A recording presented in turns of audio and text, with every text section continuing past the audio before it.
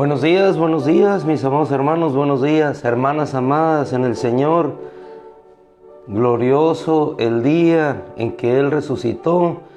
Glorioso igualmente será el día en que nosotros seremos levantados de esta tierra, ya sea por vida, ya sea por muerte, pero levantados en Él, fortalecidos en su bendición, llevados por su gracia, alegres por el hecho de haber estado hoy en un culto maravilloso. Vamos hoy a la palabra nuevamente, sabiendo que en Él tenemos la victoria, que siempre en Él sus promesas son sí, que Él es Dios por nosotros y Él por nosotros quien en contra nuestra, que Él es Emmanuel, Dios con nosotros, que vino a rescatarnos y a salvarnos, que Él es el león de la tribu de Judá, que viene y da fortaleza a nuestra vida, que Él es el sol de justicia que cada día se levanta sobre nuestras vidas, que Él es nuestra luz en medio de las tinieblas, que Él es nuestro baluarte, nuestro libertador, nuestro pronto auxilio en las tribulaciones, nuestra roca eterna, nuestro pan de vida, la luz del mundo, la fortaleza de nuestro corazón, el pastor de nuestras almas. ¿Qué más queremos, hermano? ¿Qué más queremos sino anunciar las virtudes de aquel, o las glorias, como dice la versión Peshita, las glorias de aquel que nos llamó de las tinieblas a su luz admirable? Primera epístola del apóstol Pedro, capítulo 2, versículo 9, y el título que nos sirve de faro de luz en esta mañana es paciencia y perdón. Ayer fue perdón y paciencia, hoy le vamos a invertir. Primera de Pedro capítulo 2, versículo 9. Pero ustedes, dice la Escritura, pero ustedes son linaje escogido, así como lo fue la tribu de Aarón, una tribu escogida, una tribu llamada por él. No osaron ellos a llamarse, a levantarse a sí mismos. Aún así, dentro de esa tribu, algunos quisieron levantarse usurpando, queriendo ocupar el lugar que a Moisés le correspondía. Pero aún así, dentro de la misma tribu, Dios llamaba a unos para que le sirvieran. Llamarás a Aarón, Eleazar y Tamar, sus hijos, para que me sirvan como sacerdotes. Los vestirás de esta manera. Así igualmente nosotros fuimos llamados por Él, vestidos por Él, investidos de poder por Él, y llamados a un ministerio, a un servicio que no nos fue dado a nosotros, como dice la Escritura, por nosotros mismos, sino que ustedes son linaje escogido para que sirvan como sacerdotes para el reino. ¿Qué reino? ¿Este reino? No, el reino de luz, el reino eterno, el reino que jamás será conmovido, ese reino que viene y ese reino por el cual nosotros oramos, como nos enseñó nuestro Señor: venga, venga tu reino, que se haga su voluntad aquí en la tierra, así como se hace en el cielo. Y su voluntad será hecha cuando ese reino sea establecido. Con el rey que viene, con el rey que nuevamente venga a, ya no a pedir con corazones, sino a instaurar con cetro de poder su autoridad y su dominio sobre todas las naciones. Ustedes son linaje escogido para que sirvan como sacerdotes para el reino, pueblo santo, congregación redimida, para que anuncien las glorias. La versión griega dice para que anuncien las virtudes de aquel que los llamó de las tinieblas a su luz admirable. Y hoy quiero yo anunciar estas dos virtudes: de aquel que me llamó, de aquel que me rescató, de aquel que me hizo libre. Y esas dos virtudes han permitido, entre otras cosas, entre otros factores, que haya libertad y transformación. No puede haber cambio en nuestra vida si no hay perdón. Igualmente no puede haber una transformación si no tenemos paciencia. Estas dos virtudes que emanan de la deidad de nuestro Dios, de la característica de su esencia. Él es amor esencialmente, y en el amor está el perdón. Y voy a invitarle a que en ese contexto de estas dos virtudes que nosotros anunciamos, que nos han hecho libres, porque por su perdón nosotros fuimos libertados. Y en la paciencia de Él hacia nuestra vida, esperando que procedamos al arrepentimiento, somos transformados. Y entonces viene el cambio, viene la libertad. Acompáñeme por favor, hermano, a una cita que se encuentra en el Evangelio de Mateo, en el capítulo 18, el versículo 23, es en el contexto del perdón ante una pregunta que le hicieron a nuestro Señor. Y Él le respondió: no te digo que debes perdonar a tu hermano 7 veces, sino hasta 70 veces 7. En ese contexto, después Él da una explicación por medio de una historia que en figura de licencia literaria es una parábola, para que nosotros podamos llevar esta enseñanza, esta virtud a la vida de los demás y a nuestra propia vida. Porque si estamos anunciando las virtudes de aquel que nos da a nosotros en esa gracia, nosotros igualmente de esa gracia vamos llevando y vamos esparciendo el aroma de su fragancia, de su conocimiento. Fragante aroma somos en Cristo Jesús, entre los que se salvan y entre los que se pierden, anunciando las virtudes de aquel que nos llamó por su gloria y excelencia a anunciar su magnificencia. Versículo 23. Por eso, después de hablarles el Señor del perdón, por eso el reino del cielo se puede comparar a un rey que quiso llamar a cuentas a sus siervos. ¿Quiénes? Todos, tú y yo, todos presentados ante el rey que es justo, ante el rey que es santo, ante el rey al cual todos le debemos. Por eso es rey.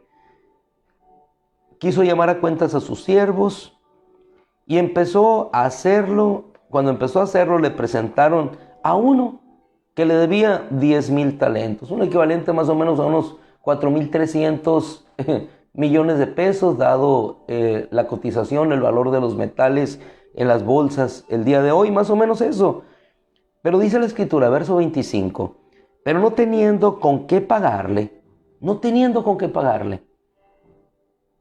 estaba sumido en una deuda asfixiante. Trasladados estos tiempos de economía galopante, de estanflación, superinflación, una tasa de interés por arriba del 20%. Si con el 7.6, 8% es impagable, las deudas se multiplican. Supongamos que tenía el 20%, era impagable, no podía, no tenía la capacidad. Igual que algunas naciones no tienen la capacidad. Pero los que son dueños de esa riqueza sí tienen la capacidad, no solamente de poder vivir, sino de poder liberar. Sin embargo, volviendo a la Escritura, dice, no teniendo con qué pagarle, su señor dio órdenes de que lo vendieran junto con su esposa e hijos, todo cuanto tenía para que le pagara. Aquí hay dos valores: la vida de un hombre, la vida de una esposa, la vida de los hijos y el valor de un metal que se puede esconder en un lugar. ¿Dónde queremos una cosa y otra? ¿Qué es lo que tiene más valor? ¿Dónde vamos a encerrar eso que está frente a nosotros? Y lo que está frente a nosotros está determinado por el valor que le otorga a aquella persona que lo ve. Cada cosa tiene su valor. Y en cuestiones de ética y filosofía, en lecciones tomadas en la universidad, se veía qué es lo que tiene el valor: el objeto en sí mismo o aquel sujeto que le da el valor. Dilema dentro de la filosofía. Pero aquí tenemos el dinero, una madre, hijos y un esposo. Un esposo que es el medio de provisión para esa familia. Una esposa que no tiene ninguna otra vía de escape, sino que el hecho de que su esposo sea liberado. Unos hijos que no pueden voltear sino hacia su madre y hacia un padre que ha recibido una sentencia de ser vendido junto con ellos para que el valor de ellos pueda ser cambiado por una moneda, un precio de un metal precioso, y aquel rey pueda encontrar su satisfacción, colocando el precio de esas vidas en un lugar junto con otros metales que están inertes, que ni se mueven, que el fuego consumirá, que el tiempo enterrará, en comparación con esta familia, con estas almas. ¿Qué es lo que tiene más valor? ¿Lo material, inerte, inanimado?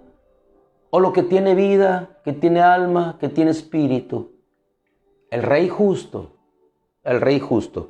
viendo la situación de aquel hombre y la situación de su familia, ante el clamor de él en el versículo 26 expresado, que dice: el siervo postrado ante él, tenme paciencia, Señor mío, y te lo pagaré todo.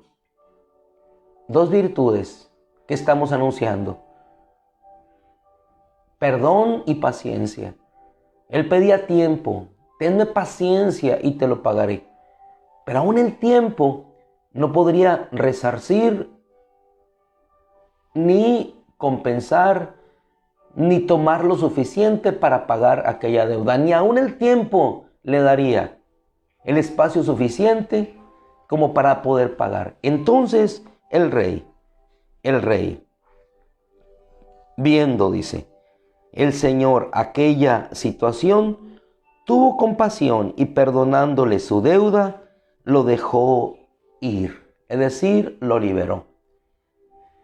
¿Qué nos quiere ilustrar la palabra de nuestro Dios? No solamente para entender lo que nosotros hemos recibido y que es de mayor valor y mayor precio. Nuestra vida, nuestra alma. Perdonó, y al perdonar, al tenerle paciencia, al darle tiempo, porque fueron unos momentos, él cayó postrado y la paciencia, la espera, solamente fue un instante. Y después vino la palabra que le liberó. Eso le dio la posibilidad de una vida nueva, de un cambio. No puede haber cambio ni transformación si primeramente nosotros no perdonamos y tenemos paciencia. En ocasiones perdonamos, pero nos falta el segundo elemento, la segunda virtud, que es la paciencia. Esperar. ¿Qué tanto tiempo? El que sea suficiente para ver ese cambio y esa transformación. Aquel siervo, habiendo recibido lo que de gracia de su señor había tomado, salió y encontró a uno de sus consiervos que debía 100 denarios y echándole mano empezó a ahogarlo, diciéndole: págame lo que me debes. Postrándose entonces el consiervo le decía: tenme paciencia y te lo pagaré. Pero él no aceptó, sino que fue, lo puso en prisión hasta que pagara todo lo que debía. Se dieron cuenta los demás consiervos, avisaron a su señor y le llamó. Y en el verso 32, aquellas palabras resuenan hoy como un eco para dejarnos a nosotros la enseñanza de dar de gracia lo que de gracia hemos recibido. ¿Y cómo anunciamos las virtudes de aquel que nos llamó? Dando lo mismo que a nosotros nos dieron: perdón y paciencia. Perdonar y tener paciencia hasta que aquella persona pueda lograr el estándar, vamos a decirlo, nuestros propios parámetros, para que suceda el cambio y la transformación. ¿Queremos un cambio? Tiene que haber perdón. ¿Queremos una transformación? Dale paciencia, dale su espacio. Dice versículo 32, con eso finalizamos: llamándolo su señor le dijo, siervo malvado, debido a tu súplica, te perdoné toda aquella deuda. ¿No debías tener tú también compasión de tu consiervo, como yo tuve compasión de ti? Anunciamos las virtudes de aquel que nos llamó a su gloria y excelencia. Anunciamos las virtudes de aquel que nos tuvo paciencia, nos dio el perdón para una vida diferente. Hermosa la palabra, bendecidos por ella nos vamos. Gracias, Padre, gracias. Que anunciando tus virtudes, Señor, podamos no solamente recibir el perdón, sino también otorgarlo, no retenerlo. Ayúdanos, Señor, ayúdanos a perdonar, ayúdanos a tener paciencia con nuestro semejante en cualquier lugar y circunstancia, para que puedan ver no nuestros hechos o nuestras obras, sino la virtud tuya, el perdón y la paciencia. Gracias, Padre, en el nombre de Cristo. Amén. Mis amados hermanos, nos bendecimos. Despacio que voy deprisa, decía Napoleón. Así es que, con todo el favor de Dios, nos vemos el día de mañana. Señor les bendiga, buenos días. Ahí nos encontramos en el tráfico, nos bendecimos unos a otros.